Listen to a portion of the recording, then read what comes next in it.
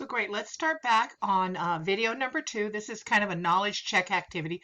So George is a resident of Arizona. He works as a marketing executive in a cell phone manufacturing company. His job requires him to travel and perform services in Illinois, Michigan, Arizona, and Ohio.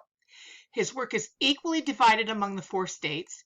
He receives instructions from all the 4 locations, and business records are maintained in Ohio, Michigan.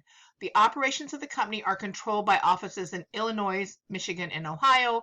George is covered under which state as laid out per the interstate employees under FUTA? Well, remember, there were 4 conditions.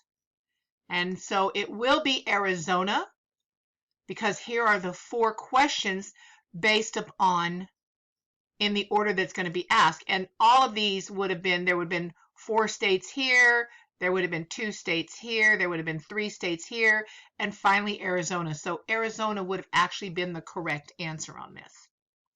Okay, let's move along. Let's talk about what are taxable wages that I can count under FUTA. So FUTA is done annually. Payroll always starts January 1st, ends December 31st. So taxable FUTA wage base includes the first 7,000 of wages paid during any calendar year. So 7,000 is considered a cap. Once the employee has been paid $7,000, the employer will not be paying FUTA taxes for that employee any longer. So 7,000, think of 7,000 as a cap. It doesn't make a difference when they start in the year. It's once they've been paid 7,000, FUTA is no longer going to be paid on their behalf. And this is examples of all types of wages.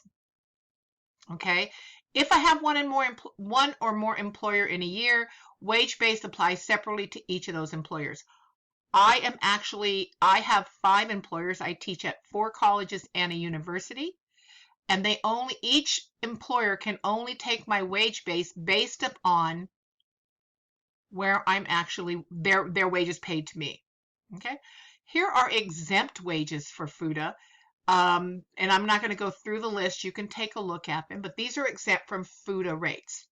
Now, FUTA pay. So let's talk about the rates.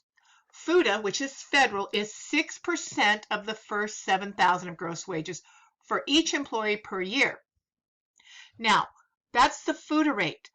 The SUTA rate, and I'm going to show that shortly, is actually 5.4% for California. Every state has a different rate. So if a state has a SUTA rate, then whatever the rate is for that state, it is subtracted for the 6%. And so FUTA then would collect the difference. So for example, the 6% minus the 5.4 that California has makes anybody in California a 0.6% FUTA rate. The whole thing is the rate cannot be more than 6%.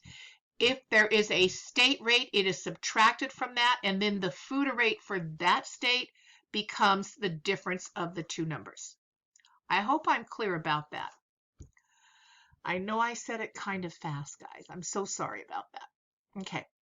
If there's a state that does not have a SUTA at all, like Oregon, then they only have FUTA, and it is a 6% rate that employers pay into. Okay. Again, to get the 5.4 SUTA credit, the employer must be paying into SUTA for that state by the filing date. And it talks about the limitations here, okay, to make sure that you get that credit.